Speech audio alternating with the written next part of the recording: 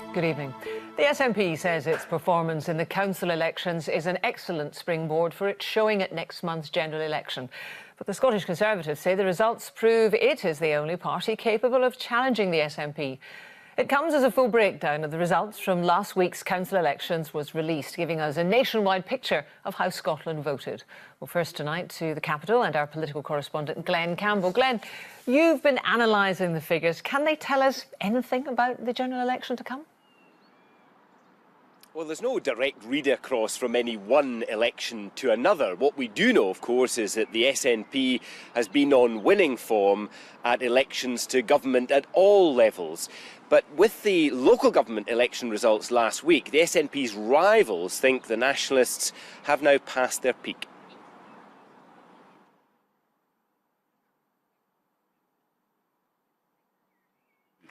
They are the largest party in Glasgow and in half of Scotland's councils, and they finished more than 150 seats ahead of their nearest rivals, the Conservatives. Their win is reflected in new data confirming the share of first preference votes each party received. The SNP were first with 32%, 7 points ahead of the Conservatives on 25%, with Labour on 20%, pushed into third place, ahead of independents and others with smaller shares.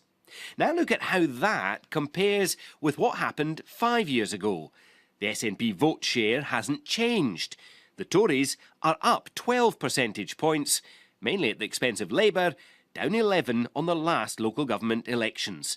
So what might be going on? It looks as though what's happened is that the Conservatives' concentration on the constitutional question, their strong, robust opposition to a second independence referendum, has meant that Labour voters have gone straight over to the Conservatives because the Labour Party's message has been more muted, more uncertain, etc. And essentially, the polarisation of Scottish politics between the SNP, the Party of Independence, and the Conservatives, the Party of the Union.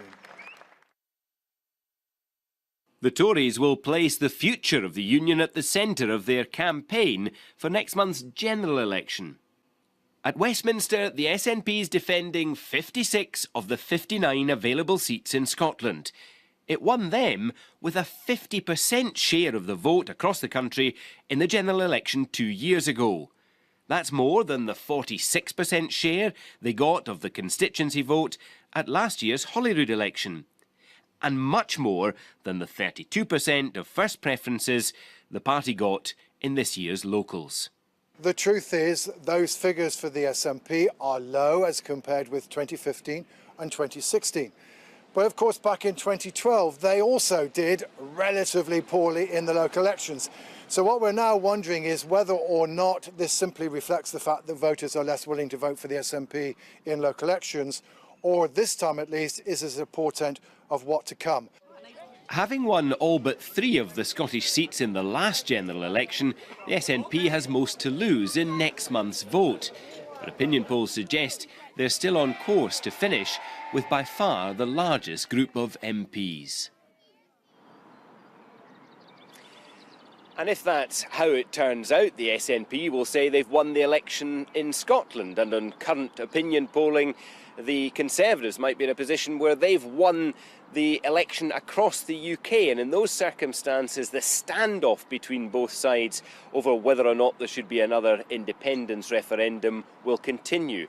At the moment, the SNP's advantage in a winner-takes-all system, and that's what the general election is that if they can garner the votes of all those who support independence, then they will tend to win constituencies because the pro-union parties have to share the rest of the vote. So what the Conservatives and to some extent the Liberal Democrats and Labour are trying to do in this election is to find the seats where they can convince people that it's a two-horse race and try and hoover up all the pro-union support in the hope of overtaking the SNP in those constituencies. Thank you very much, Glenn. Well, the Lib Dems UK leader spent the day in Scotland. Tim Farron claims those council election results prove his party is the only challenger to the SNP in some areas of Scotland. Here's our political editor, Brian Taylor. Sunshine on St Andrews West Sands and life's great. But watch out for that powerful incoming tide. This beautiful and historic university town is once again at the centre of political turmoil. A breakdown of the local election results in Scotland put the Liberal Democrats very firmly in fourth place on 6.8% of the popular vote. So what do the leaders like Tim Farron do? Do they go into a cupboard and cry? Well, no. They take the alternative route, which the target seats like North East Fife, where they reckon they have a chance. How are you? And the message on Scotland's streets from Tim Farron: his party stand firmly against Scottish independence. He found at least one kindred spirit. It's something you should give Sturgeon a boot up. It's a simple choice, is that okay? Undoubtedly, Mr Farron would choose more delicate language.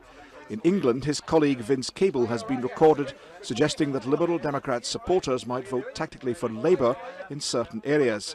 But Mr Farron sidestepped any suggestion of an anti-SNP pact in Scotland. Individuals have to make their own choices, and we're not in a case of being able to delegate or mandate anybody to vote in any particular direction. We're the one party standing for Scotland in the UK and Scotland in the EU. That's a powerful message wherever it is that you live. Earlier, Mr Farron visited East Dunbartonshire. His core message may be universal in content, but it's carefully distilled across a strictly limited number of target seats in Scotland. Brian Taylor, reporting Scotland.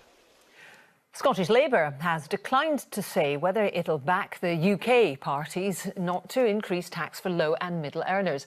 Last year, Kezia Dugdale said she wanted to add a penny to rates to mitigate cuts. But the Shadow Chancellor has said he doesn't think anyone earning under £80,000 should pay more.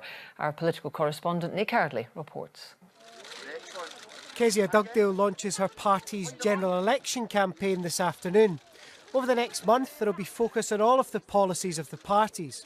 Politicians hoping their plans don't come unstuck. What we're saying today, anyone earning below £80,000 will be guaranteeing you will not have an increase in income tax or VAT or national insurance contributions. Labour's Treasury spokesman at the weekend. The income tax pledge doesn't automatically extend to Scotland. Bands and rates are set by Holyrood. Last year, Scottish Labour said they'd add a penny to pay for public services. It's very clear that that's a policy he's produced for England because that's where the power lies in England. In Scotland, we can determine our own income tax rates, and I've consistently always argued for using those powers to raise the money we need to stop the cuts. That's what you get when you vote Labour wherever you are in the United Kingdom. The Lib Dems also pitched an extra penny on tax last year. That's a policy it now wants to implement in England and Wales too. We think a modest increase is a small price to pay for a big impact on our public services. All this politics might drive some people to drink. Not Nicola Sturgeon, though she did have time for a quick sip. Her government sets the income tax rates in Scotland, but they decided not to increase the top rate here unless the same is done south of the border. Today a hint that could be back on the table in their manifesto.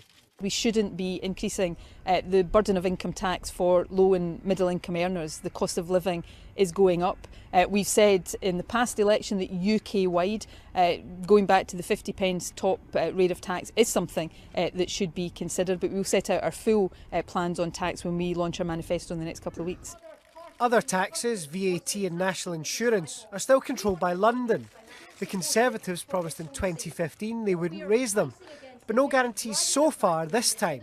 The Scottish Conservatives want to make sure that you're not taxed more for living in Scotland than you are in the rest of the UK. We already see that Scotland is 1/4 away from recession when the economy is growing in the rest of the UK. Tax is seldom simple. Devolution adds an extra layer of complexity.